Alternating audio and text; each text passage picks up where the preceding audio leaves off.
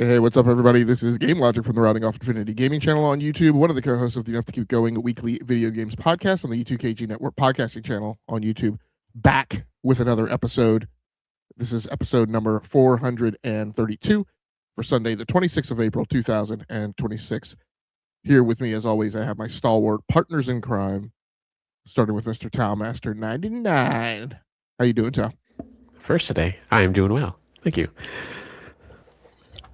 Very cool. Very cool. And Mr. DBQ Hams, how you doing, DBQ? Well, I am glad not to be walking through a squishy basement. So thank you for covering last week while I was out and bailing out my basement. So glad to be back and glad to be here. It officially, I believe, has happened to every cast member at some point. I had the joys of home ownership, right? I didn't talk about it a lot, but the house. Actually, we were still doing. I can't remember what the previous show was called. I know if I look at it on the on YouTube. Bandit Gamers. Bandit Gamers, yeah, the same. Yes, Bandit Gamers. So when we were doing Bandit Gamers, and I was living south of here. It was the 1 year that I lived outside of this town. But I had a little. Maybe I described it to you. I had a little weep hole in one side of the basement, and the sub pump would periodically get overcome, and then water would leak in through that weep hole. It was nowhere near like any electrical outlet or anything. There was a way to kind of isolate it in the corner, but it was where literally all of my game room stuff was. So it just and you just sat there and watched it and just prayed like it never got to the point where it became an issue. But so yeah, unfortunate. I apologize that happened to you. That's okay. So our usual format, starting with segment 1 with our main gamer experience stories, talking about the main games that we played during the week. Usually, the new stuff we try and front load up here, but as well as just whatever our main was. At the last minute, after I'd said I wasn't, I went and grabbed Pragmata, which is a game that I've been bullish on since 2020, which was the first time that we saw it during the PlayStation. Why on the platform that you chose, though? That's what I'm curious about. Yeah. So it's an unusual year because we've had 2 games on RE Engine show up within a span of roughly 60 days of each other, and they both look remarkable. They both are kind of shooting the lights out from a graphical perspective. And I have Resident Evil Requiem on PC, literally in the best place, right, to potentially showcase, right, all of its capabilities. I was, more, not necessarily more concerned, but I thought, it was fine to take a swing to put this one in a format where I could play it in handheld mode. Even though, technically I could have, right, if I bought it on PC and bought it on Steam, right, I could have played it on a Steam Deck. But while the Steam Deck is very nice, technically the Nintendo Switch 2 is a little bit more advanced than it. And definitely I prefer, still going in, like it was true during this original Switch generation, but it's still true here on Switch 2. I generally prefer the Nintendo Switch's ergonomics to the Steam Deck. The Steam Deck's nice, it has a big screen, but the Switch 2 screen now is higher resolution, yada yada yada. But it also gave me a chance to look at new game delivery that's happening day and date right on the Nintendo Switch 2, right alongside platforms that are technically theoretically more capable, and seeing how well those games play. It gets a version of Cyberpunk, but it's after like years of development, right? And a significantly staggered release in comparison to where it deployed on the other console platforms. And it's gotten other games like that too. But this was an opportunity to kind of check out, best in breed, most complex in class in terms of gaming graphics, being delivered at the same time. And again, going back to diversification, I just like to have lots of different games in lots of different places. So if I ever get pissed off at Steam again and take a 1-year hiatus like I've done before. Right? I've got games in other places. So thanks so much for Henry Heck and Hero Down Under for checking into the chat. We appreciate you. Henry says, I do like the symmetrical analogs better. Yeah. Interestingly enough, we're not going to talk about tonight, but supposedly a rumor that Steam Deck or new Steam controllers have come into the country, and supposedly may go on sale separate from the Steam machine, and rumors that they will cost $99. So that information is out there as well. Yeah, Hero mentions, I know that's right. We game all over the place, right? So like I said, this is a game that I've been bullish on since the very start. I was super excited to see it show back up after it had kind of gone cold, dark, and quiet for a number of years. And in between those years, of course, we'd seen other RE Engine games show up that were not performant, right? Dragon's Dogma 2 is just a travesty, right, from a graphical performance perspective. Monster Hunter Wilds had some issues as well. Yes, Monster Hunter Wilds. And I still don't think, I think maybe Monster Hunter Wilds is maybe fixed now, but I mean, that's after it was on the street for, a year, closing in on a year and a half. So Pragmata is amazing. I'm on the last portion of it as we sleep. Very cool, Henry. So this is a game that I was super bullish on, along with, there's another game recently that I've been talking about that I've been super bullish on since the first time I saw it, and I can't remember what it is right now off the top of my head, but it's another thing that's kind of cropped back up on the scene this year. Tides of Tomorrow, which is performing decent and showing up as kind of a good game, but maybe not not great, not punching above the belt like these Capcom games are. So and so the game shows up, but the game also shows up at a time where I am kind of like how when I talked about last week, I'm kind of really getting back to playing kind of grind games. And I talked on another podcast this weekend that I kind of hit an epiphany this week, because I've always kind of over the last few years, me and games as a service versus the single player story stuff has been this whole journey. And a lot of it had to do with the fact that I was focusing on live streaming for 6 or 7 years, and that kind of drew me to a certain type of game. And then when I try to come back to the story stuff, then it's this constant, time management struggle. And one of the things that I finally put my thumb on this week is one of the things that I struggle with or I don't like. And you guys also kind of remember the years that I was in grad school and I played a lot of mobile games, right? And I typically didn't touch the consoles until the weekend, but during the week it was just like I was at my desk, I was studying, I'd take a 30-minute break, and so if I wanted to game, it had to be on mobile. One of the things I put my thumb on this week was one of the things I don't like being in a story-driven game, a narrative game, and all of them always it's not their fault. It's not a bad game. It's just the way it is. They always do something that I don't like. And so when you talk about when we go back to the years of mobile, and I used to say the reason I play mobile is because I've got 30 minutes to game and then I got to get back to study. I need to know that I'm going to get 30 minutes of entertainment out of that, and not bog down and not get torqued off. That was also kind of when I really doubled down on playing a lot of racing games, because I was like, in a racing game, 30 minutes, I know what I'm going to get out of that. The story narrative driven stuff is just that it is the constant thing of, this game is supposed to be 40 hours. I've got a 2.5 hour session a night, but I wind up spending an hour of it on a stinking puzzle, right? that I don't like, that I don't care for, and I don't like puzzles in games, because I don't feel like being bothered. I'm action oriented, right? I want to go fight. But that's what a lot of it is, and so I'm kind of again toying with that mix. And like I said, a week or two, literally a week ago, I was like, I don't think I'm going to buy a new game this year. I think I'm going to be one of those people that Matt Piscatella talks about, the 30% of gamers who will not buy a new game.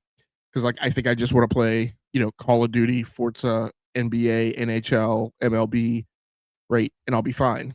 But I do want to play, I do want to play some of the newer stuff to again, get some use out of my hardware, but also try and figure out a way to not put myself under stress and duress about how quickly I finish it, right? So this is also coming on the tail end of things like playing Expedition 33, which is literally, in my personal feeling, the greatest video game I've ever played in my entire life, and dealing with like a 3-month long.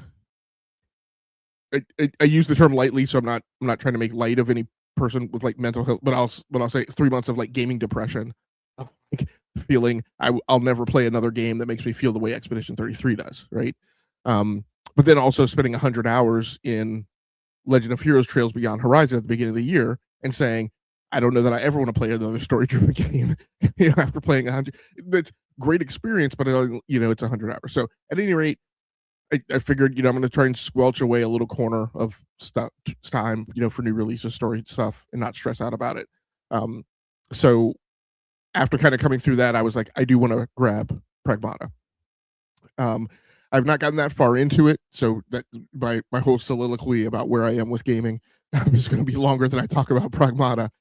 The game looks gorgeous, even on Nintendo Switch 2 at 4K 60, right on the big on an OLED monitor. I think one of the things, and again, I'm only, these are initial impressions. I'm only saying this after about 40 minutes in the game. I think the thing that most starkly stands out to me, probably two things, is there's a lot of my friends who are like me and they don't like puzzles in games, right? Again, don't want to be bothered. When they saw the thing about the hacking puzzle in the middle of combat, and by the way, Trails Beyond the Horizon, the hacking mini games is one of the things like I cannot stand about that game. But because the hacking is one of the key elements to leveling your characters and unlocking stuff and getting resources, I felt obligated to play hacking. So I did not skip one hacking game the entire time. So 100 hours, right? I'm constantly pit stopping to do this hacking game. So when this hacking thing gets presented, I think a lot of people saw it on the screen, and just the whole notion of like having to do something like a puzzle in the middle of combat just kind of gave a lot of people that I know like a gag reflex. What I will say for me personally, the hacking in the middle of combat goes down very smooth.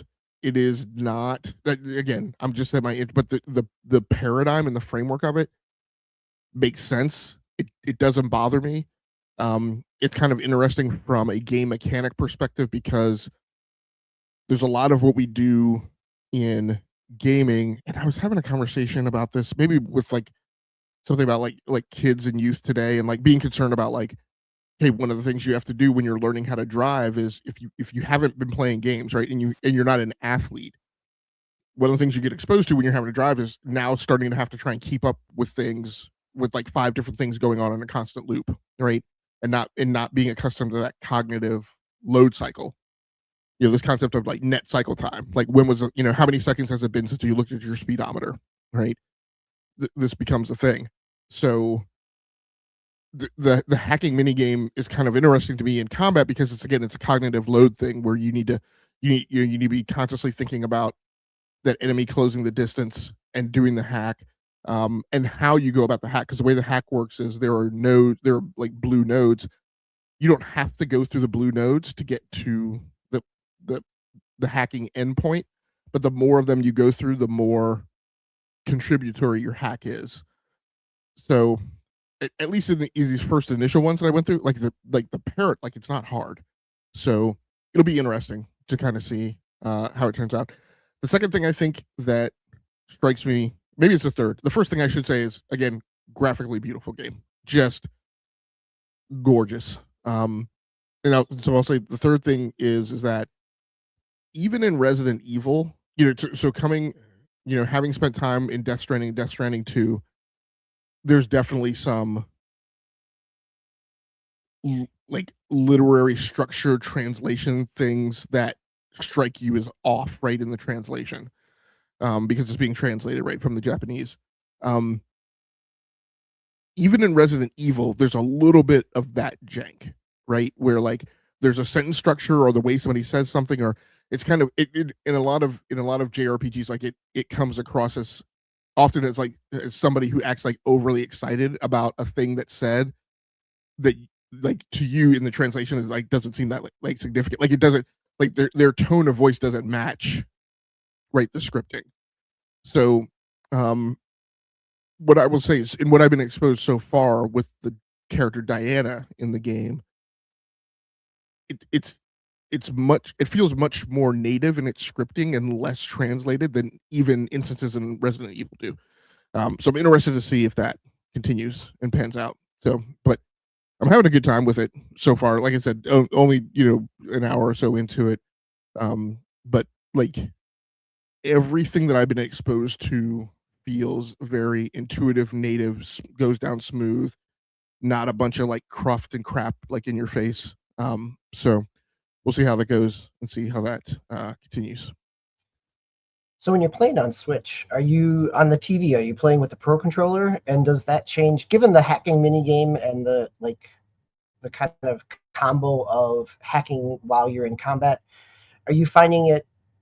How's the adjustment between switching between screen and or TV and handheld in terms of Pro Controller and Joy-Cons?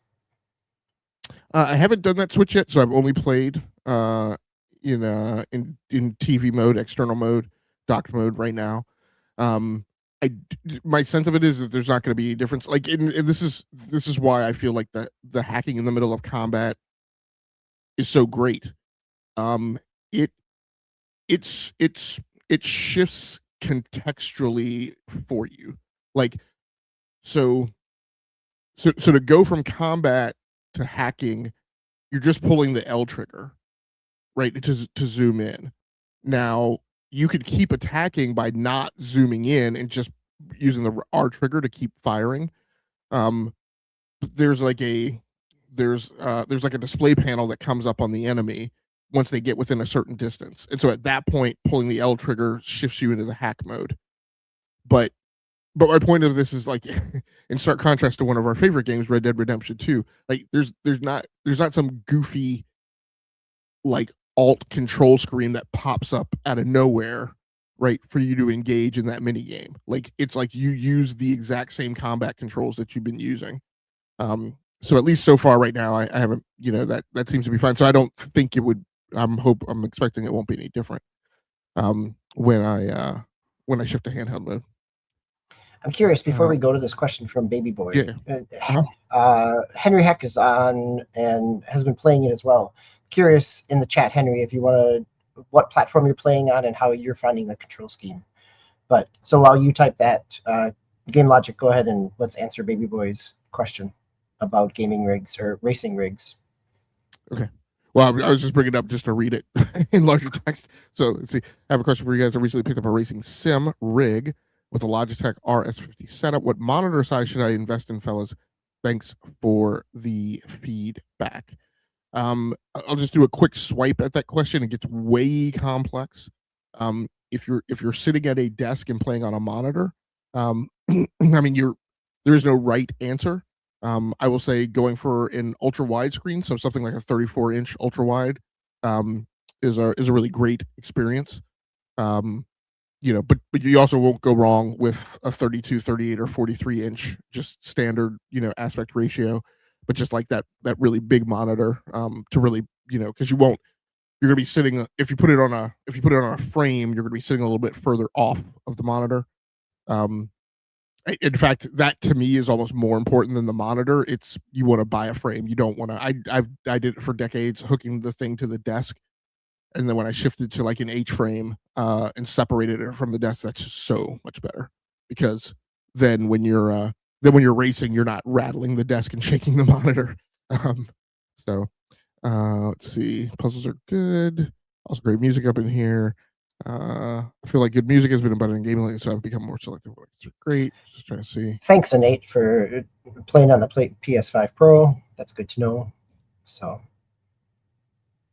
yeah, Heroes only played the demo. Henry Heck is on PlayStation as well. So, okay, with the DualSense, Innate is on the DualSense. Is using the DualSense Edge, or on PC with games, or the G7 Pro. Okay, gotcha. Okay, well, you guys have also been playing a new release, so why don't we shift over to talking about that title? Go for it, Tao. You can start. Since you have the background of what we've been playing. Yeah.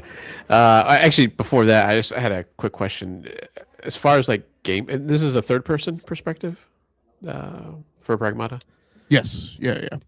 Okay, and as far as gameplay, is it more fast paced? Is it more? I guess. Well, I want to say Resident Evil because there's multiple iterations of like gameplay for Resident Evil, but It's is it more like what is the actual gameplay like? it's a really good question. And in Nate, Henry, heck, you guys can jump in. And so to me, it's a weird kind of in between. Like, so you have the Resident Evil. When I'll talk about Resident Evil, kind of tank controls.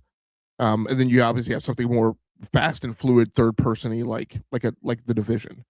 So it's definitely not like the Division. It's definitely not like old school Resident Evil tank controls.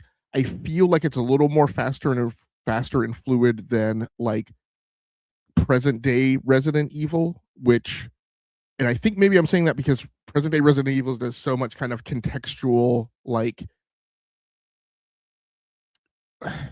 you're not freely flowing in combat. Like it just does this thing sometimes over a few seconds where you go into some like animation, like because you're using the chainsaw or something like that.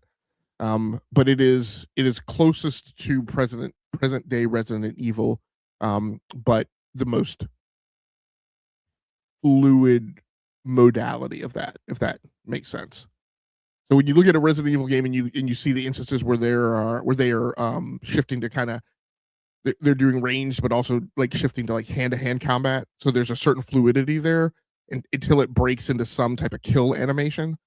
And so like if it makes sense, it's that point of kind of fluidity where you are, both, when you can be both ranged and melee, if that kind of makes sense. Okay, yeah, definitely. Because I was kind of interested at this, and then at first, and I think we had talked about this too. I wasn't so sure because since you have the little girl, I don't even know if she's human, right? She's an android or something, I believe. I didn't know if it was going to be more, kind of like Ico or something like that, where you're kind of like dragging her along, she might get in the way or stuff like that, or if she's, um, actually helps you out. And I think it sounds like more she's not as a nuisance as like past games of this kind. Yeah, it's not it's not an escort game, and I want to say there's something else that I recently played like within the last year that I've had that same concern that it gives you, like when you first see it in a trailer or something, it immediately causes that gag reflex again of like of an escort mission. No, she actually like sits on your back of like the spacesuit armor kind of thing and kind of hooks in. They're like little pedals that, like, come out from like the back of the suit that she's on.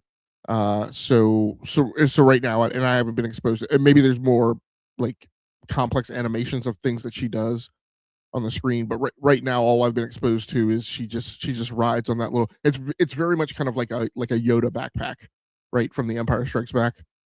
And the only she does is she like extends her hand, which, like, when you're in the middle of combat, you don't even consciously like think about that animation. But it doesn't, nothing that she does that I've been exposed to like interferes or anything with your decision making. She is very much kind of a symbiotic part of you, and the things that you're executing within the control scheme are just extensions, right, of a singular being, if that makes sense. Yeah, no, and here it under says play the demo. Yeah, I might actually check it out. So just kind of see how it is. So myself and obviously DBQ Hams, we picked up Vampire Crawlers, and then the full title, the Turbo Wildcard from Vampire Survivors. It's a very interesting title there. So it's in that world, and even kind of like the beginning animation kind of shows like the old school vampire survivors, and it kind of like tilts into the world itself and almost kind of a first person, or in a first person kind of a view, and it becomes this almost kind of reminds me of like old school what was it, Shadowgate, I think, that type of game. It's like a wizardry kind of Might and Magic, like the original kind of first person dungeon crawler aspect. Yeah, so you have this map that you, and I think I just unlocked the third or fourth think it's like the bridge or something, or something to do with the bridge Yeah. that I just And the unlocked. bridge is kind of a wave-based one, so that is different than kind of going through some of the early maps and some of the other maps where you are navigating a Basically a Wolfenstein square. 3D like square. Yeah. Yeah. Yeah. Yep. And then you have your little mini map, you know, that you can see, and it's like I said, it's like a square, but you know, it kind of shows you. It shows you at least the enemies, and later on, it gives you abilities to see other stuff within the game. It's very useful because it was kind of annoying at first, kind of traveling that map and you know having to look for these certain Yeah. items or breakable items that you can hit and Within get that things from space, them. right? There's breakable items that can sometimes be gold or items, and sometimes before you get the upgrade that allows you to see them on the map. The first time I did it, I just kind of stumbled into it. I turned the wrong way and bumped into something. There's an animation and a sound when you bump into something, and Yeah, that's when I realized, oh, there's things hidden here. And so before that upgrade, I was just kind of bumping into a lot of things and just in case. And then you get some kind of spatial awareness in terms of what things are breakable and what things aren't. yeah, which is nice. Yeah, because once I found that, I think I did the same thing. Like I was gonna hit it, and once I did that, I was just like hitting everything. I was like, oh, maybe I can break this or that, but you know, it's only certain things, and they're fairly obvious. Like they kind of not glow or anything, but you know, they're kind of more, I think, brightly colored or something like that, like on the screen. And yeah, you break it to get money. You get the chicken or the turkey that you can get to get lives that's back from Vampire Survivors. But the basic gist of it is it's still, I guess, pretty much like the gameplay loop is where you go into these areas. You know, you have these different powers, and I think from what I've seen, pretty much the same powers or It's the ability or same. Yep. tool Same set. weapons, same Yeah, powers as the different characters in Vampires, or at least in the original Vampire Survivors, right? Before you get all the DLC characters and things like that. So, and right. you unlock They those characters as you go. Yeah, they might be a little bit different, maybe. Like the garlic in the original game is kind of surrounds you at all times, but here it hits like the first wave of enemies that are in your line of sight there, and it's kind of like it kind of goes into the foreground. I think like 3 spaces or something like that, or maybe in 4. So like it'll just hit like the first wave or something like that. But it's pretty fun. It's got a pretty good loop though. Like I've been pretty addicted to this game. Like I've been playing it quite a lot. I don't know what your gameplay has been. Yeah, no, it's really addicting, right? Like there's a pace to the combat. It's a card-based combat. Like you start with a deck more or less, and as you go through, you can add additional cards or find power-ups to those cards where you can kind of amplify them and choose which card to amplify. As you get further in, some cards can have a gem embedded within them. That doesn't, like, you can find gems before you can actually use them. And so it kind of powers up different cards, and then as those cards come up in kind of card-based combat, you have a mana pool that you can use, and there are power-ups that can increase your mana pool, can increase your damage, can increase your gold to buy more upgrades. But there's also power-ups or abilities on certain characters where the mana pool doesn't reset after or continues on. Like if you don't use all your mana, you bring it with you into the next battle. So there's different characters have different pieces there. And then one of the things that I really like about it is the combo system within the cards. That what you want to be doing, or what seems to be effective, is starting with a low number and building a sequence. And as you build a sequence, it's comboing and exponentially increasing the damage. And so going from 0 mana to 1 mana to 2 is more powerful than going, starting at 0 and jumping right to 2, because you lose that combo. So I think that adds a little bit of strategy in terms of what cards you boost, or at least for me, it's added some strategy in terms of what cards I boost or how to play cards. You can get wild cards in there as well, which can kind of supplement when you don't have a mana combo and can fill in some of those different ways. So yeah, I'm finding the combat really enjoyable because there's light strategy to it, but it's not like a super heavy deck builder where you need to, there's layers to the system, but not it's not necessarily Slay the Spire, Monster Train type of layers to the card combat. Yeah, and then the characters you pick at the beginning of the, you're not playing those characters. You're like some, I guess, random character. Like I don't know if they've ever are you even going to say who you are, because they kind of just they turn into a card basically within your deck when you pick that character, and they do have, like DB says, they have like special abilities that they'll help you with. I think I've unlocked the third one. I think it was like the warrior guy. I forgot what his name was. But yeah, I don't know how many characters have you unlocked so far. I think only 3 or 4. I think you are the actual character, but then you can pull the character card, which gives you a boost in there. Because I've noticed with some characters, my mana pool is different, or that my like base weapon is different. Like once I moved off the initial character, I didn't start my deck with any whips. I started my deck with, like, if I was a magic character, I started with more wands and things like that. So I do think that what character you choose impacts your deck, at least initially. And I'm sure, like in many deck builders, there's ways that you're kind of comboing things together and kind of breaking those systems, which is part of the enjoyment and the challenge. You're playing on I'm playing on Game Pass, but I plan to buy it on Switch. I mean, it's $10. I in part the mobileness of it, like the mobility and the handheld nature. How's your experience been? I've read that it's touchscreen on Switch, which also seems like it could be really beneficial as well.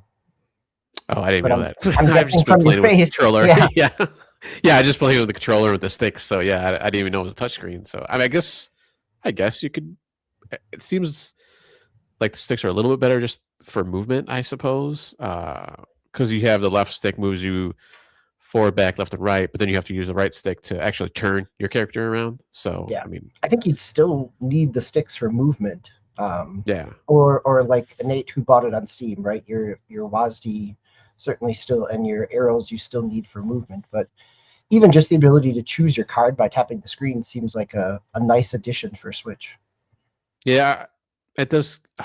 It does get kind of annoying. Like now that I think about it, like when I'm kind of flipping through, because it does like it lifts the card up, so you know which card you're about to use, but it's kind of subtle. It's not as like kind of obvious as I've seen it in other games. Sometimes I'm like, I think I picked the card and it's actually a different one. It's like, oh, like come on, like what's going on? But it doesn't happen too often. Like you can, like I said, I think I just kind of gotten used to the kind of color scheme too of it and how it works. But yeah, it's so far, yeah, I haven't had any problems on the Switch playing it. It's pretty nice. So DBQ, you mentioned card combinations and wild cards. Have you found any wild card combinations that? And you mentioned breaking systems. Have you found any wild card combinations that have broken systems or caused you to be like overpowered? And are those kind of like?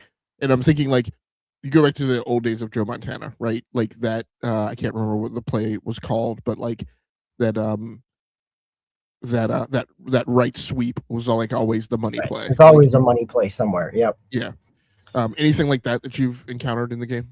Not that I've encountered. Like I've read online that there definitely are kind of powers and combos that can really amplify things. It doesn't seem, at least early game still, right? We're still in the early game of it. I haven't seen things like in Balatro where you're suddenly multiplying by hundreds of thousands of points.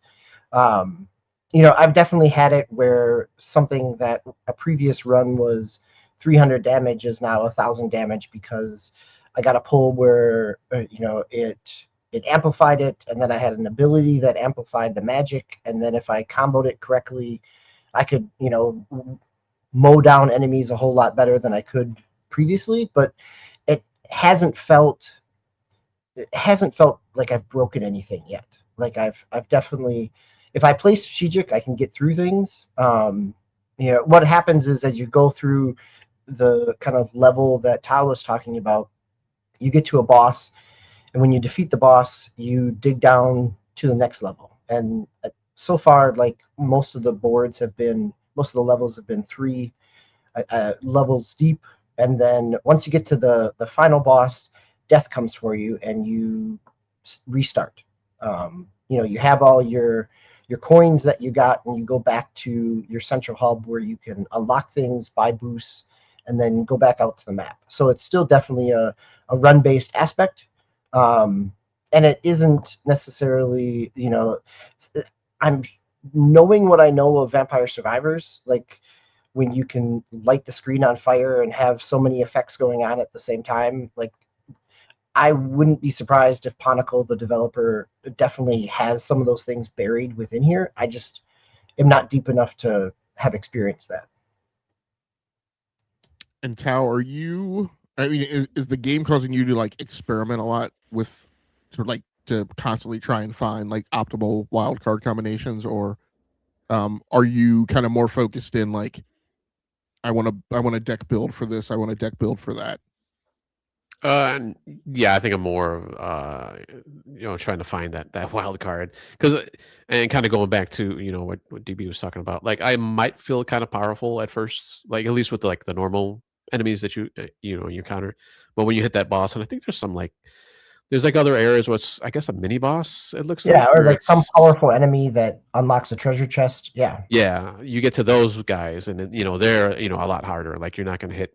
At least as far as I've seen, I haven't like 1 or 2 shot a boss yet, or a mini boss. So, you're going to get spanked when you get to those bosses, and you got to really think at that point, like, how are you going to use your cards? Because there's defensive cards also, armor cards and other stuff you can do. So you push the enemy back. So once those enemies, like I said, it's it's kind of different levels of foreground and background. So once they get to that, like right in front of you, they can attack you.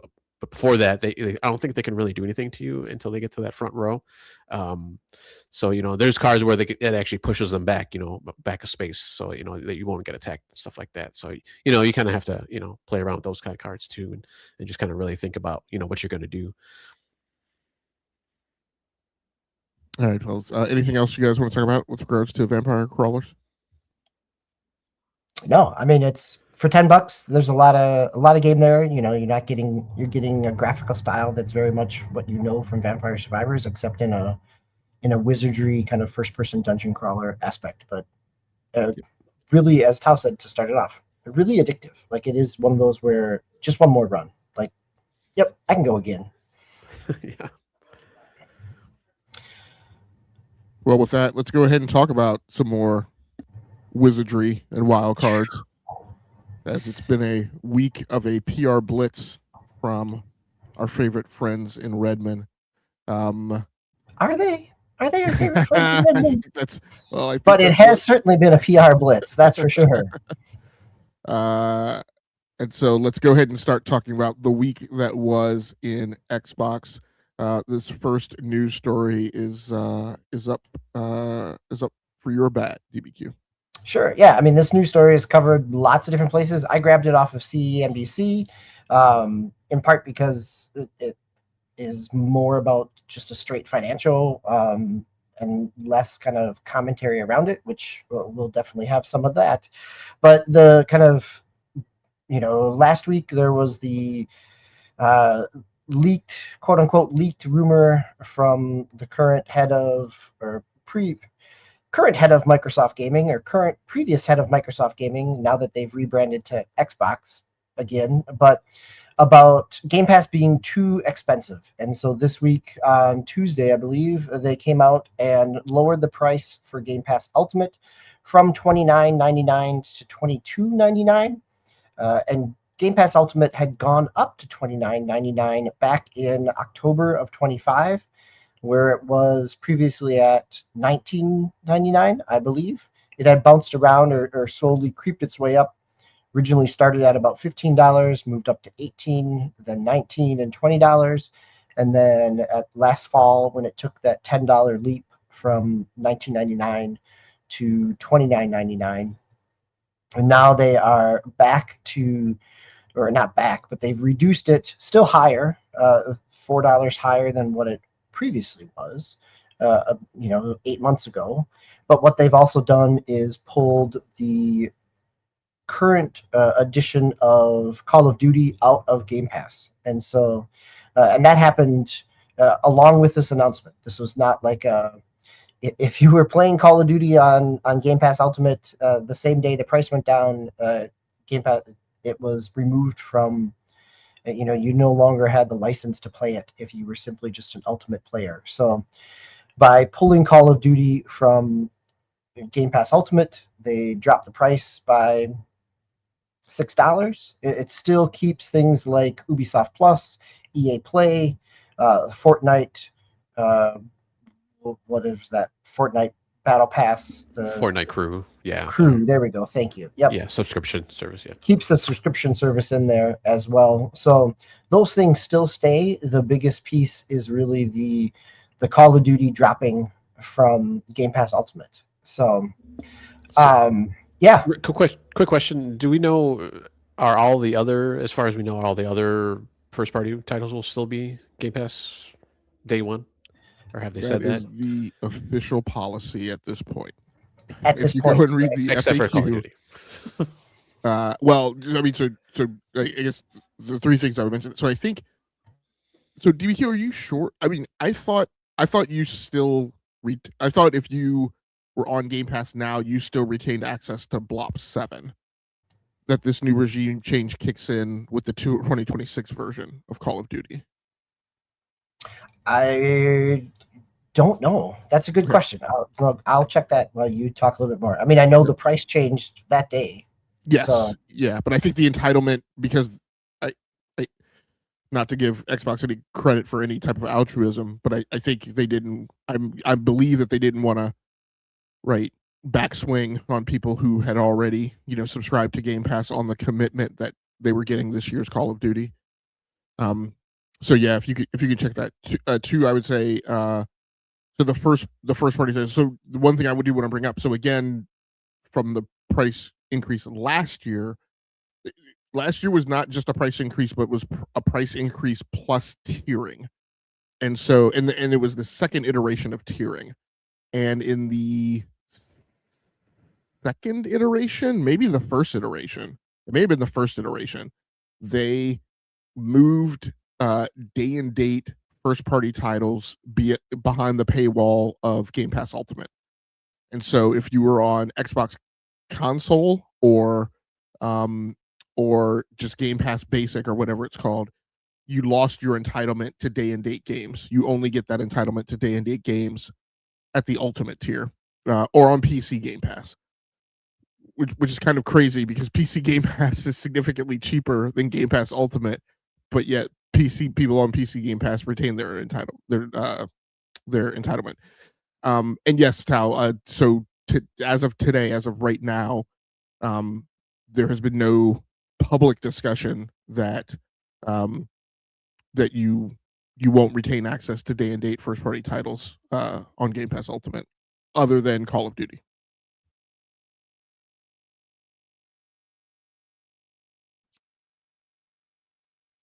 So Yeah, Tao, looks like it's still there. I'm seeing some like Reddit posts about people not being able to access it, but still some people that can. So yeah, a friend of mine, a mutual of mine on social media, slow mo backslap. I know he plays Call of Duty Blop 7 via Game Pass, and I have seen him online with his Xbox PC Game Pass indicator icon. So I think it's still good. that makes sense. So there's lots of different ways to tackle this. I'm going to start on the gamer end of the spectrum. Tao, what does this do for you? Pretty much nothing. I mean, I let my Game Pass wane, a while ago, and I did re-up for a month last month. I let that wane too. I let that go.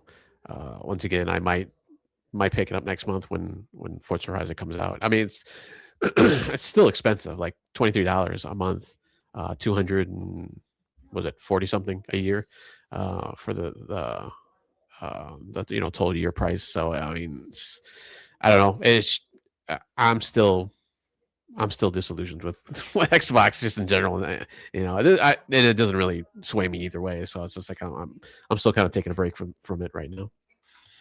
So I think that's an interesting piece of like if this price drop to to Game Logic's question, if this price drop is enough of a drop to bring back people who stopped, right? People who dropped out after the $10 increase, if they see numbers change in terms of subscriptions with this price, or I mean, it wouldn't surprise me that they see numbers stabilize a little bit in terms of if they've been bleeding numbers, but I don't know. I'll be very curious to see if this creates an increase in subscriptions. Yeah, so it's $276 a year if you do Game Pass Ultimate now.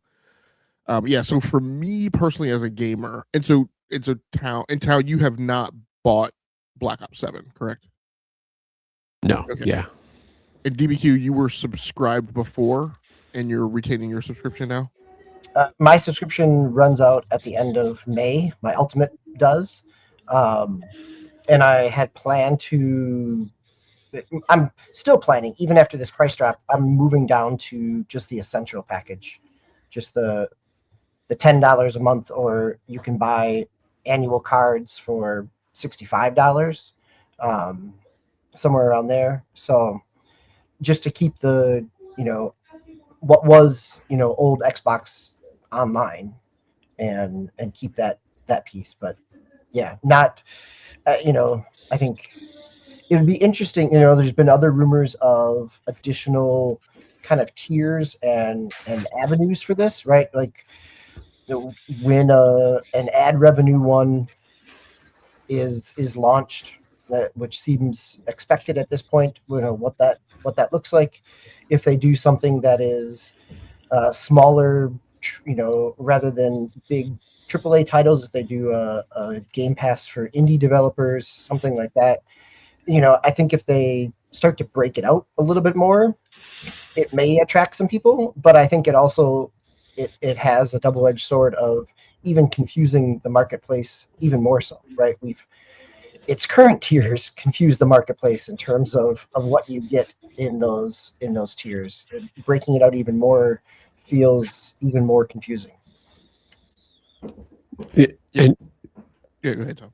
sorry, I just want to say real quick too, and even kind of before all the hubbubaloo of Xbox lately, yeah, I was kind of thinking of kind of dropping it at least for a little while, anyways, because I've been playing a lot on, well, especially this year or the past year, I'm playing a lot on my Switch too, and I don't really need it for that. It's not like the service can be used on there, and then just on PC itself, minus the Xbox side of it. I'm buying a lot of stuff on Steam and getting stuff on Epic, and other services. So I was like, I was probably just going to let it kind of just wane and maybe pick it up every once in a while anyways. But now with these, even before this, the price increases, I was just like, I was probably wasn't going to do anything much more with it. I wasn't using the service like I used to. Like I wasn't doing that exploring like I always would in those past, before the last couple of years. Where I would pick games and be like, oh yeah, that's cool. It's something I never would have played, like Vampire Crawlers. I probably never would have played, but I've since before that now I've I'm starting to do that a little bit more just on my own. Just like I don't have to worry about Game Pass and doing it. Yeah, it's nice because I didn't have to pay for it, but now I'm kind of in that mentality. It's like, hey, these little those smaller developers and stuff, I can actually help these guys by actually paying for it. I have that mentality going now, so I don't know if you want to call it maturity or just just a different way of seeing my game purchases and my gaming. So Yeah, I mean, for me personally, when I came back to console, I was kind of I played with the subscription services. I'd onboard for a month here and there. When before I'd gotten rid of consoles, I was kind of doing the same thing. Like I came back to Game Pass to get access to Hellblade 2 for a little while, right? And then I dropped it. Last year when this increase to $30 came around, kind of was the final thing for me, and I had kind of been walking out the door for a while. This was the final thing to me that made me drop maybe drop PlayStation Plus and Game Pass. I still do Nintendo Switch Online. And going back to your comment, DB, about like tier, doing different bundles and things like that. I think, again, and I'm going to skirt away from my analysis of the market, but like for me personally, where that causes me to sit is, and it's the same thing like with these tiering. So the way I approach subscription services is I am pretty much always going to get the top tier subscription service, right? And if I have to think about it any more than that, I do not want to be bothered. So I go to the top tier service so I don't have to bother thinking about it. If it becomes so expensive and there's all this chicanery, and I mean, like I like the idea of Sling TV, but one of the reasons I never went in that direction and I did other things wasn't necessarily because the pricing is unattractive. I think it's probably like a good solution, but it's because I have to spend so much time cross-cutting and meshing, which packages of Sling TV work, and thinking about my viewing habits and like the stuff I'm watching, but the things I might be interested in. Like it just took too long of an analysis hump for me to ever plunk down money, right? Whereas other things, like, which granted might be more expensive. So my Formula One subscription, right, the year before it came to Apple TV, I like looked at it, I mulled it over for like 2 minutes, and I was like, yeah, I'll just pay it for a year. And if I don't like it, then in a year I'll just get rid of it, right? But I didn't have to give it. Like, I quickly went down, and I was like, my main thing was like, can I watch races on demand, right? No matter when the races were, like 3 months after a race has been run, can I watch it on demand? Yes. Okay, fine. I'll give you money for a year. So my thing is, like, all of these things that Xbox is doing with Game Pass, as far as like these multiplicative like gymnastic routines to try and make something appealing. I mean, what that says to, now I will get into market analysis a little bit. What that says to me is like the service is an unattractive service. The market has said that the service is unattractive. Like, that's why it hasn't grown. That's why they've had to continue to raise the price. That's why it doesn't have the numbers of subscribers that they want. And Sean Layden's comment of, they keep trying to will this thing into existence, right? And the fan base does the same thing. Like, the fan base just kind of keeps talking about it to try and make it a thing. And I'm like, your guys is talking about it isn't what makes it a thing. What makes it a thing is market uptake. And the market uptake isn't there yet. Like, it has not been. And you played the biggest poker chip that you possibly could by putting Call of Duty, and it didn't cause the numbers to blow up, even though that was your theory. And I personally think that's also the line that got sold to Amy Hood as well. I'm like, you played the biggest poker chip that you had, and it didn't move the needle in the way that you wanted it to. There is no bigger fish to play. There's nothing in existence in the gaming market. Right? So, yeah. So for me personally, like this thing of reducing it down to $23, I paid for Call of Duty, right? Like, I want to, if I want to play the game, I'm gonna, I buy the game, and that, for me, the value prop of Call of Duty is something that I play, even though I hit my points where I say I hate it, I'm tired of it, I'm not going back to it, and then like a month later I go back to it, right? So, I mean, it's worth it to me to pay the money for it. The thing that bothers me about the PR of like the price reduction to $23 is, as DBQ mentioned, it was $20 before, and my co-host on the Basement Radio Arcade podcast, mentioned, when they first put Black Ops 6 in the service, they didn't raise the price at all. So for a year, you got Call of Duty for $20. Then they raised it to $30, and they raised it to $30 with the justification of, we're raising it to $30 because of Call of Duty, but we understand that that's going to stick in your craw a little bit, so we're going to add this other stuff in it. We're going to add Fortnite Crew. We're going to add Ubisoft Plus Classics. And I'm like, no one wants Fortnite Crew. No one wants Ubisoft Plus Classics. Literally, those Ubisoft games go on sale like every other day for $2.99, $3.99, $4.99. I literally have every game that I want from the Ubisoft back catalog, and I probably have 3 copies of it. Like, you charge and so the problem I have with the PR of this is, you reduce the price down to $23. You took the thing out that probably a lot of people wanted, which was Call of Duty. but you're still charging people $3 more for stuff that they don't want. And the PR, and and again, the PR behind it is, this is, I was reading her quote here. I thought it was anyway. Our players cover a wide breadth of our players cover a wide breadth of geographies, preference, and tastes. So while there isn't a single model that's best for everyone, this change responds to a lot of feedback we've gotten so far. You have also gotten a lot of feedback that nobody wants Fortnite Crew and Ubisoft Plus Classics at an increased price. I think you got a lot of feedback that said people want to play Call of Duty. So here's the reality to me is by putting Call of Duty, so they had a Game Pass problem before. They didn't have a Call of Duty problem, they had a Game Pass problem. When they put Call of Duty in Game Pass, they got both a Game Pass problem and a Call of Duty problem. I think that's exactly right, right? It created a Call of Duty problem by bundling it together. Yep. Right. And that's on top of the Call of Duty problem that cyclically that they ran into with Black Ops 7, which is that Black Ops 7 isn't as widely praised a game as even Black Ops 6 was. So like Black Ops 7 is like a teardrop down from Black Ops 6, and Black Ops 6 already was a little rocky. And that's why they're like rejiggering, the whole triumvirate cycle between Sledgehammer, Infinity Ward, and Treyarch. So the problem now is this move. What I believe is behind this move is this move says whoever's in charge of Game Pass, you need to solve your Game Pass problem. Whoever's in charge of Call of Duty, you need to solve your Call of Duty problem. I'm no longer gonna heap these two problems together and make them that much more complicated in figuring out what it is we need to do with them. Now, if you're a lover of Call of Duty, that just leaves you in a place where I don't know what's going on with Call of, what's going to happen, from here forward with Call of Duty. Whether are they going to find the juice or are they going to find the magic? Is the word now is they're not going to do back to Black Ops anymore and Modern Warfare anymore.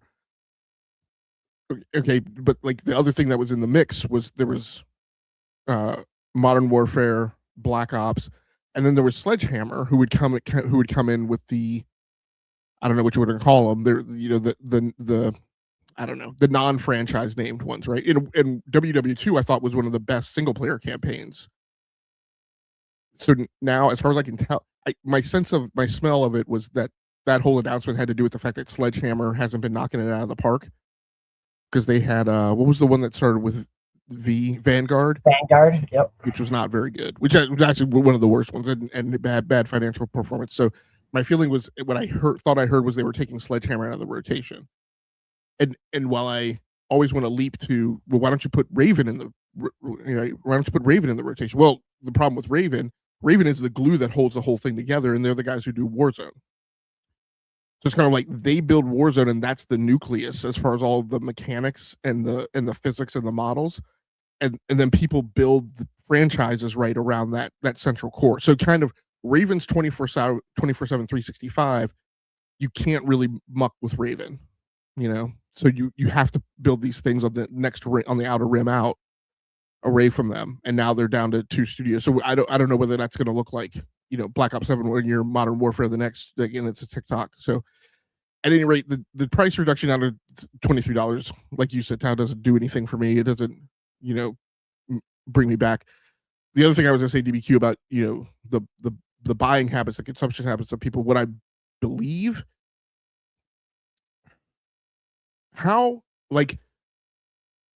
often have you guys dropped a subscription service and come back to it? Excuse me as I sneeze. I would say rarely. There's been times with like streaming services where a big release will bring me back after a while. And I mean drop. So I don't mean like vacation service or like with video streaming service. Like I think a lot of us do this thing of like, hey, Stranger Things is out on Netflix. Let me turn my Netflix thing back on. I watch all the Stranger Things and I drop it. Now Lord of the Rings is on Amazon Prime, so let me turn on Prime Video and then I'll go watch that. And then the new MCU thing comes out. So there's that normal cyclical churn, and I think that's a new kind of consumption paradigm. But I mean, like a service that you're paying for and you're like, this isn't worth it to me. I don't watch enough stuff on here. I'm really disappointed with the service. Let me get rid of it. How many times have you guys like done that? Like felt like you walked away from a service for good? Sure. I did that last year. Like I was probably a 12-year Hulu Live person, and started when it was $50, and by the time it crept up to the newest price increase of pushing over $90 a month, that was, at that point I was like, yep, I'm out. And as a family, we made that decision, and we haven't been back. And actually don't, once you're out of that, for the first week you have those withdrawals of your patterns, but then you've made new patterns, and so you don't really think of it. And that's my thing, and that's my belief.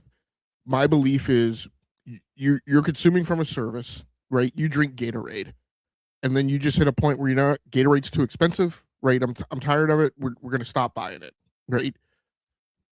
So then just magically you coast, you drift, right? You find some new drink, Powerade, I don't know, Country Time, whatever, and you start drinking something else, and it's like it's very rare that I think most consumers then return to a thing, because like you said, their consumption habits change,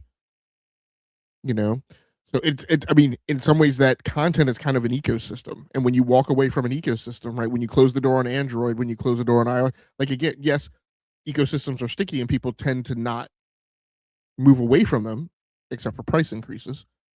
Yeah, and once people do, like you said, TBQ, they start establishing like new habits and new patterns. So I don't know. There's a lot more Xbox stuff, so let's go on to the second story, Tao, unless you had any more comments on the Game Pass stuff. I just want to say, who would have thought on a video game podcast we'd hear a Country Time name drop? My kids recently, we were somewhere and there was some in a vending machine, and I was like, oh, this is like the greatest lemonade, like outside of like a restaurant lemonade, like fresh lemonade. You just want a can of Country Time, Yep.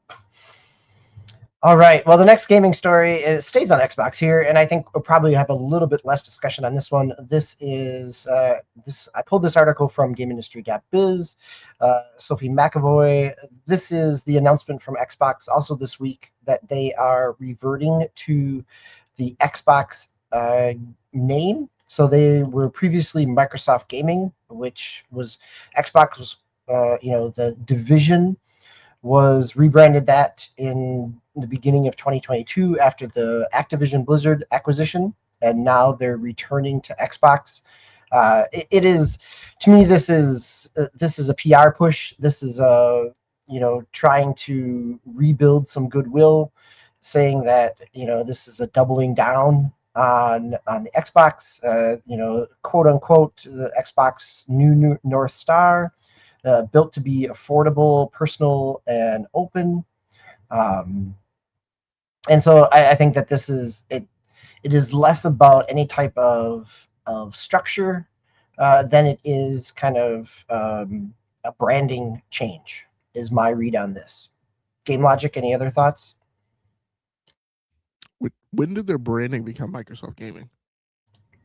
I think there's so much of an ado about this, and look, I'm sure that it happened, but while that happened on whatever little place card or business card that somebody is making a big deal out of, they've also been running around saying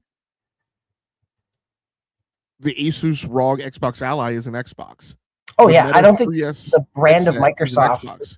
It was a title for Phil. It was a title for a division, right? I think it was a way to show a larger portfolio. It also happened at a time when they were really trying to move into PC, and they're certainly still trying to do that. And their next console, as we'll talk about with the next story, certainly seems like that's still their direction. But it feels like they try to brand to broaden their audience, and it never really resonated, as you just asked the question of when it even changed.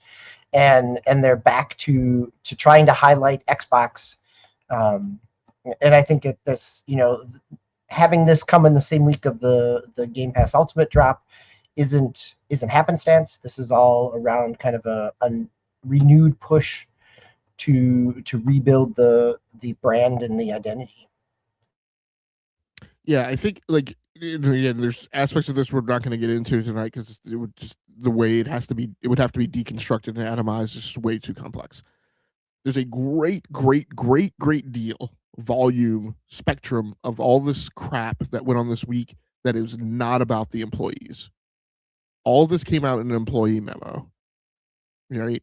And we've all worked at large companies, large organizations. And anybody who has knows that employees are not going to read a 3-page long email that is a manifesto. What they are going to, and this is executive corpo 101. What they are going to read, what the employees are going to read is they're going to read the bullets. That's why you bulletize stuff. Another poor performance of the media this week. Everyone, and quite frankly, hats off to GameIndustry.biz because they gave 2 lines to this whole thing about exclusives. The executive added, along the way, we will reevaluate our approach to exclusivity windowing and AI and share more as we learn and decide. The rest of the games media has made that the biggest deal out of this entire memo. And that note is near the back end of that memo, and it is not bulletized, meaning that the executives who wrote it and the PR department who helped edit it and chop it did not position that to be a thing that was important to employees. I will say the one thing that I think that was important to employees is this renaming of the division back to Xbox. Because I think I think when you put your signature line on your email and it's like, Microsoft Gaming, right, department head for systems engineering or whatever, and you switch that, right? Because this memo forces you to switch it, right? This memo forces you to go into Microsoft Outlook, God bless your soul, to your signature and change that to, head of systems engineering Xbox division, right? So that is the one thing that, because as I'm getting through this all this week, I'm like, there's nothing in here that like inspires the employees, right?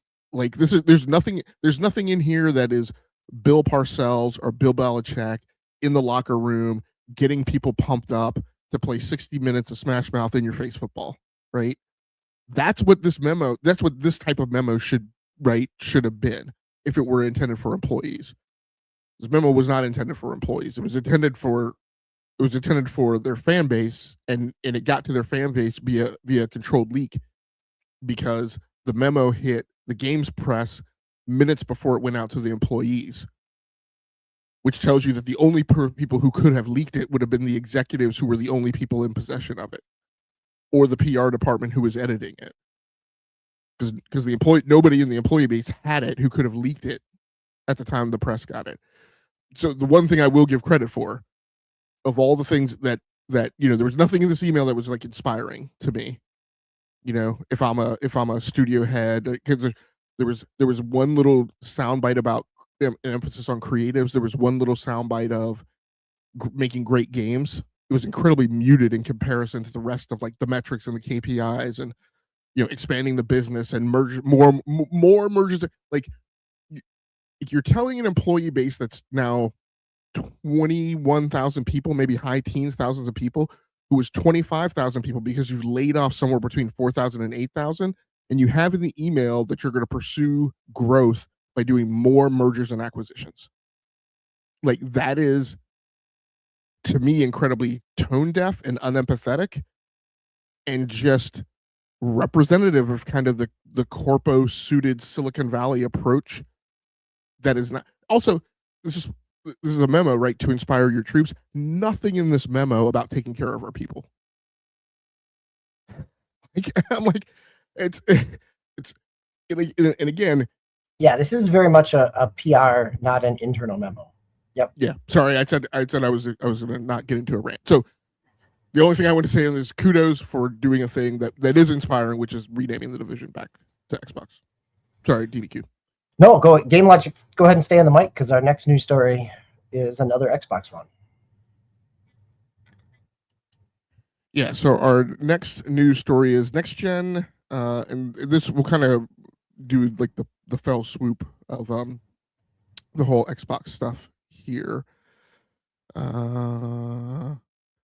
Next gen Xbox impacted by memory crisis. New CEO admits. So another part of the thing that went on in this press tour was that there was the memo that came out, which then got to the press via controlled leak. Then there was an interview with Asher Sharma by Steven Totillo, who used to be of Axios, and during the acquisition, I think, took that moment to exit Axios and go out and kind of do his own standalone gig, kind of in the same way that Christopher Dring eventually leaves GameIndustry.biz right after the acquisition by the IGN parent company to do his own gig.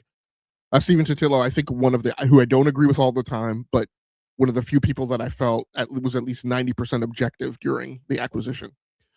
So next gen Xbox impacted by memory crisis, new CEO admits, and I believe this soundbite came out of that interview with him, I think. Like all your favorite pieces of technology, the next generation Xbox console is feeling the impact of memory shortages, according to newly appointed Xbox CEO Asha Sharma.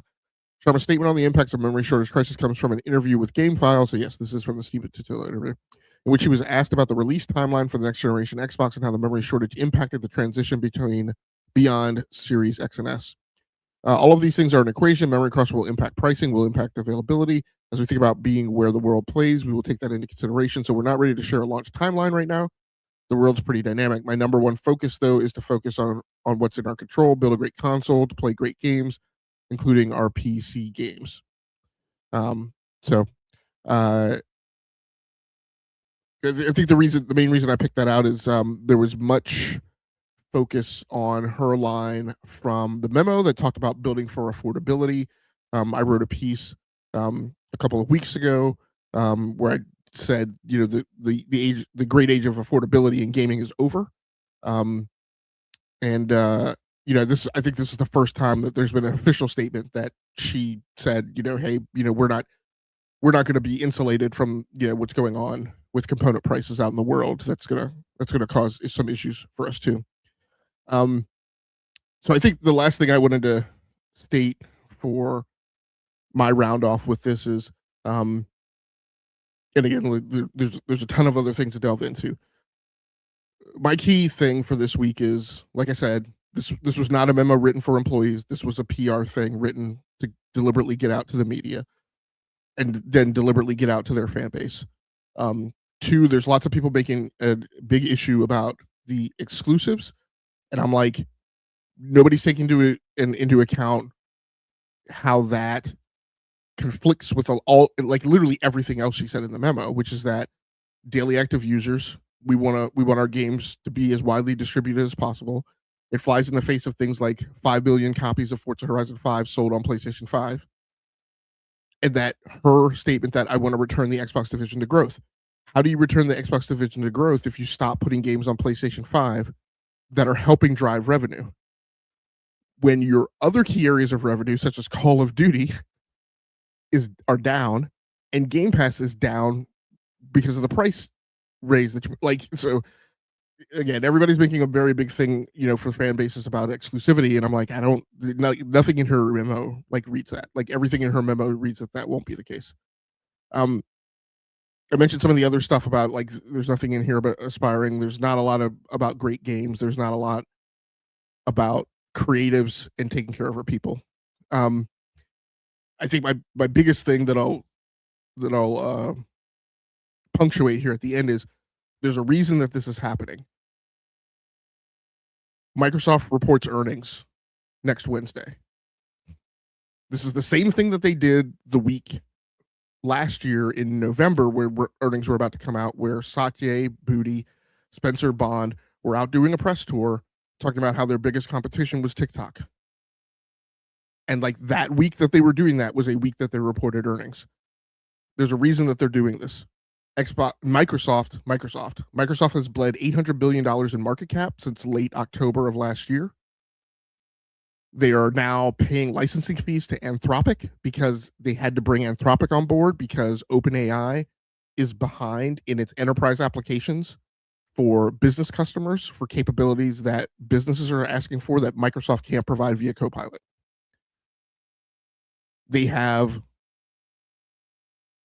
There's a slowdown in data center rollout because there's been a ton of political pushback in authorizing data centers at the state and municipal level. Microsoft has a lot of bad news to report next week. And on top of that, the data center slowdown is also impacting the Azure value stream because it's also dependent on those data centers, which that business unit thought it was going to get because of the AI push, and now that's being slowed down. So Microsoft and Microsoft's performance in comparison to Amazon, one of their biggest competitors, right, in cloud and AI, is significantly behind. Microsoft has a lot of bad news to report next week. So I think, part of the reason that they did this is because it is prudent to always advertise to Wall Street, hey, we have problems and we recognize those problems and here's how we're going about fixing them. So for the gaming division, right, I'm not saying that that's bad, but I'm saying there's a reason. And the reason is not because they're all lathered up about doing Xbox Fan Fest in June. I think that's another thing that I'll add. Sorry, just before I step off. They're doing all of this activity 6 weeks before arguably the biggest showcase in Xbox's history. So again, think about why they write a 3-page long email manifesto and think about, are the employees going to read that? No employee who's in the middle of crunch trying to get a demo ready for that summer showcase for a vertical slice, which is a branch track of development, right? When they're trying to build that development, they're taking a piece of the team and setting them off to get that demo ready. That team is not helping with core development, right? Those story points aren't going towards, right, their planning increment of deliveries that they're making for that PI in those sprints. They're off getting the demo ready. So people who are under crunch, who are trying to get games ready, Playground Studios, who's desperately trying to get Forza Horizon 6 out now and pounding the bricks to get Fable out now, is not like, those employees aren't going to take the time to be distracted by a 3-page manifesto for a person who's new. Like, CEO just walked in off the street and got the CEO job. She's not been in gaming. Like, curmudgeonly grognards who are trying to get games ready aren't going to be focused on a manifesto. So at any rate, I've covered down a lot of that stuff. Tao, what are your thoughts? Let's just move on to the next story because we're already kind of. I guess the other thing I was going to mention too was they had and now that you mentioned about, the earnings and stuff and kind of trying to get in goodwill with the gamers, is that they did the rebrand of the logo also, which kind of harkens back to the old school. It's green again, shiny green X instead of a minimalist, the kind of white and black that they have now. So that's, I guess, another piece of the puzzle that they're trying to bring that nostalgia back, I suppose. All right, DBQ, you want to go ahead and hit the last news story? Yeah, let's hit it quick. As Tao said, we are well past our normal cutoff time here for the news section. So this final one is just the monthly Circana numbers. So this is pulling at GameIndustry.biz again. These are coming out of Circana. Previously NPD. We usually try to hit on these just because sometimes there's some interesting trends. PlayStation 5 saw a 3% year-over-year increase. This was for the month of March. So we had other reports that the beginning of April saw huge PlayStation sales as people were prepping for the increase. So we'll see what it does. We also see that hardware itself rose 69% year over year.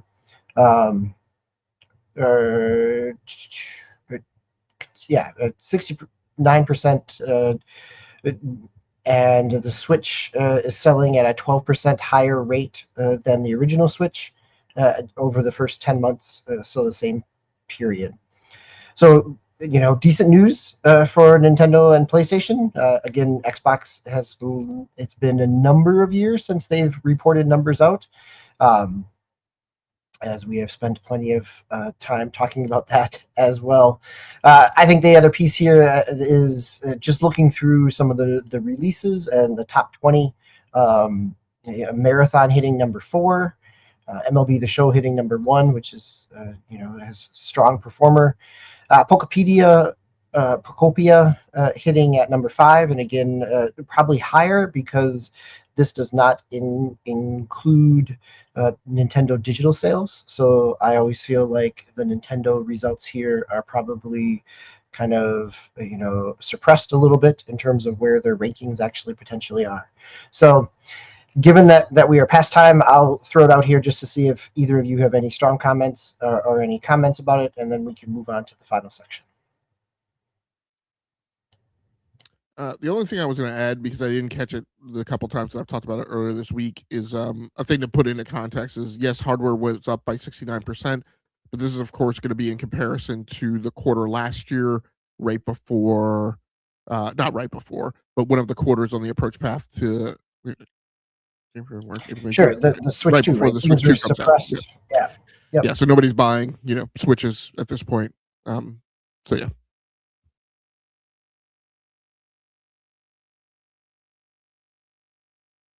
Ciao. Anything else to add?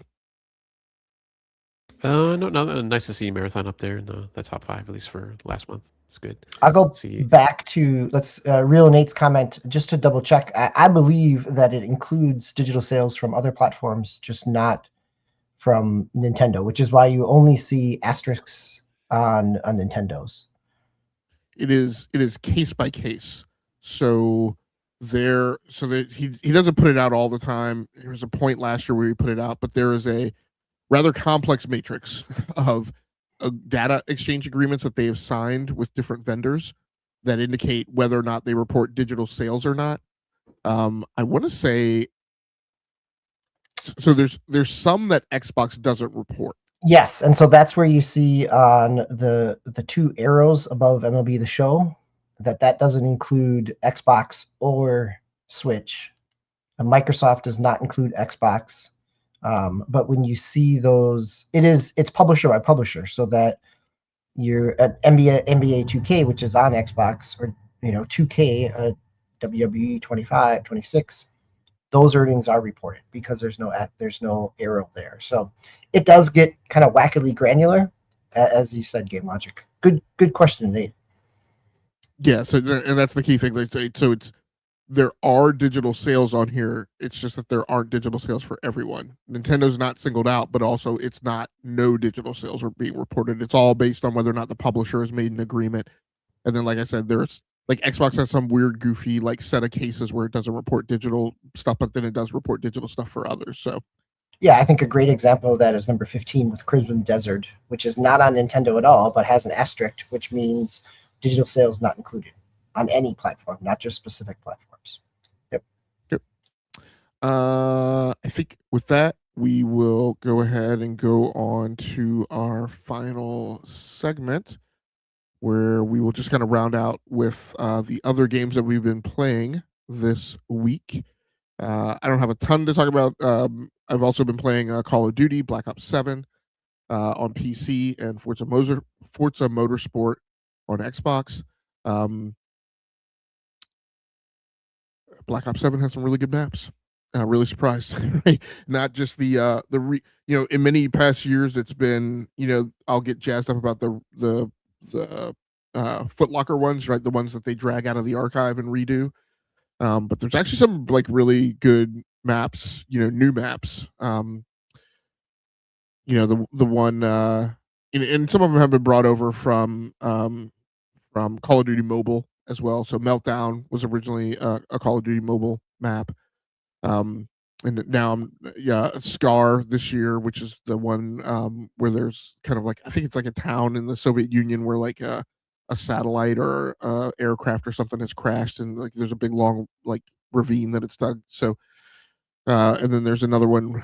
There's a couple where it's there's an oil rig kind of looking one that and then Flagship seems to be super popular. People really like that one. And then there's one other kind of science fiction looking one that's like a research facility or something like that. But yeah, got some good maps. I am Prestige 6 now, level 20 something. I did pick up Pragmata this week, but I definitely spent the vast majority of my time playing Black Ops 7. I got really obsessed with doing a full run of all 55 levels of Prestige 5 and getting to 6. And then I remained on 6 because I was about to get a Kimbo on a pistol and some other stuff just kind of kept me going. So, and I think that maybe that may have been kind of spring break hangover. I was out of town for vacation and not able to play. So I kind of got back to it. Forza Motorsport on Xbox. I went digging around for this one. I was thinking about picking up it on PC, on Steam, and then I found out, oh wait, I actually did buy a copy on Xbox apparently after the fact. So I dug that back out and kind of took a look at it. Very curious to see how Forza Horizon and it makes me think about. I'm very curious to see how Forza Horizon 6 sticks the landing, because quality mode on Forza Motorsport is 4K 30, and I'm pretty sure the distribution of labor between Turn 10 and Playground means that it is Turn 10's content, and the physics engine underneath that determine how fast that game is going to be able to run. 4K 30 for performance mode is not really something that I find acceptable or interesting. The flagship racing game, right, of the console needs to be more performant than that. So if Forza Horizon, can it hit 60 on PC? Do you know? Oh, definitely, absolutely, yeah. I've just been frustrated with the whole like Forza Horizon 5 and Forza Motorsport both like topped out at 4K 30 on console this generation, and I'm like, I don't understand what's going on.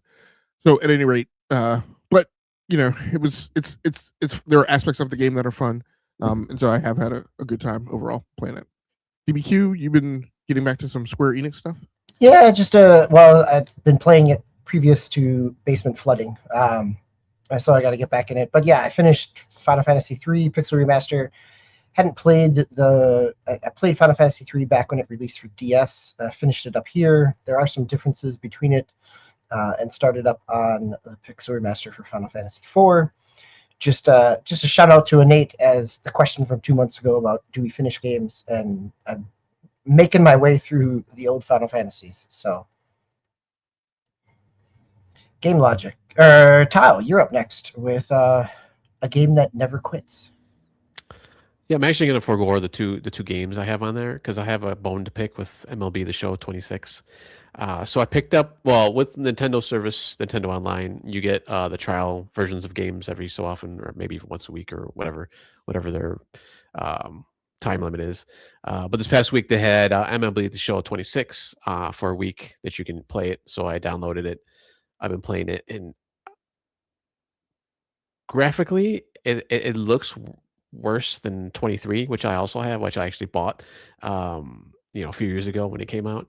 I don't understand why or how that's even possible. 23, before I got the Switch, it looked decent, obviously, or the Switch 2, excuse me. It looked decent. It ran fairly well. Once the Switch 2 came out and they did that, what was the last kind of big update they did? Where the boost mode, and it actually looks like really good. Like there's no jagginess on the characters at all, like it kind of was before. You can kind of see like a little jagginess like around the characters.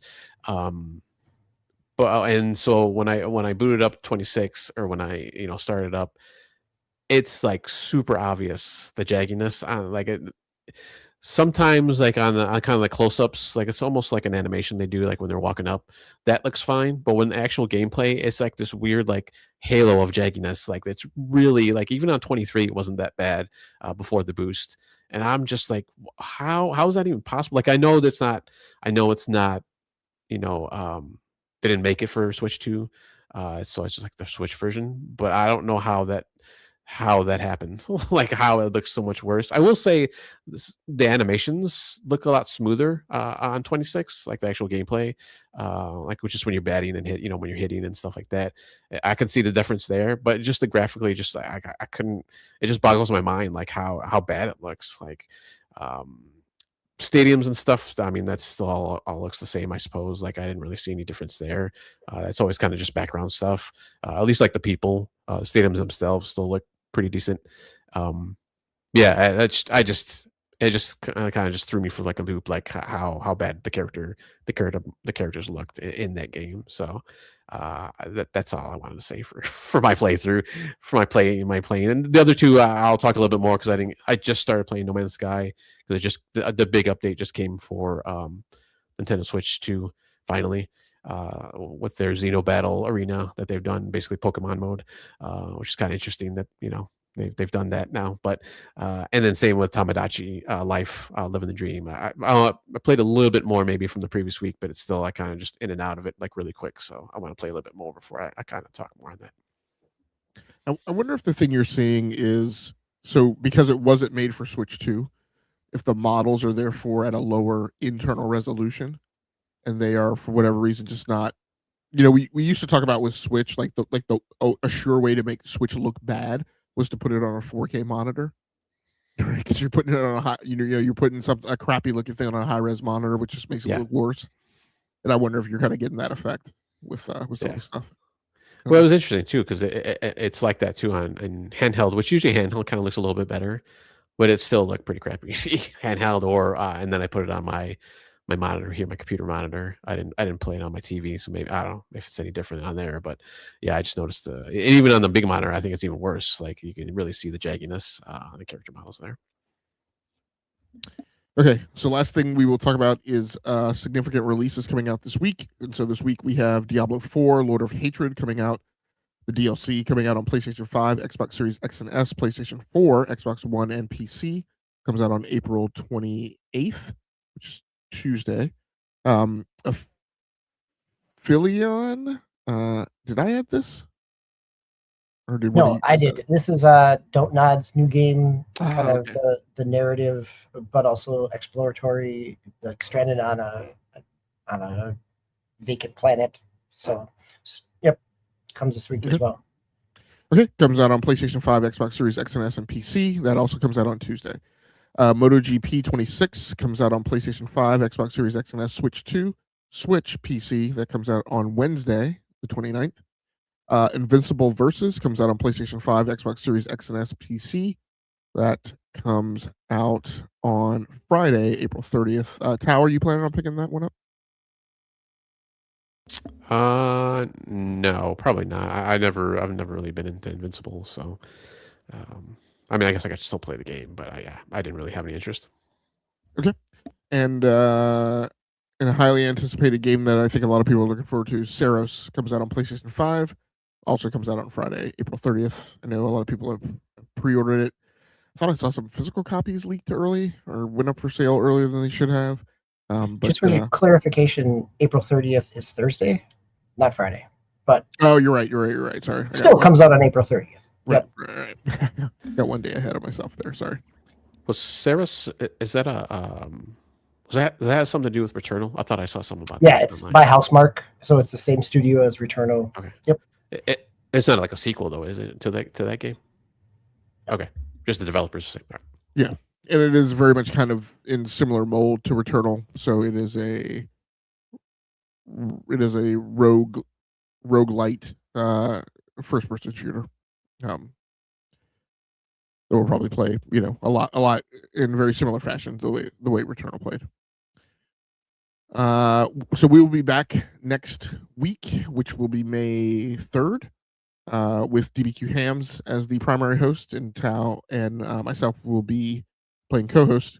So thanks so much for everybody who came through the live chat. Thanks Hero Down Under, Henry Heck, Innate,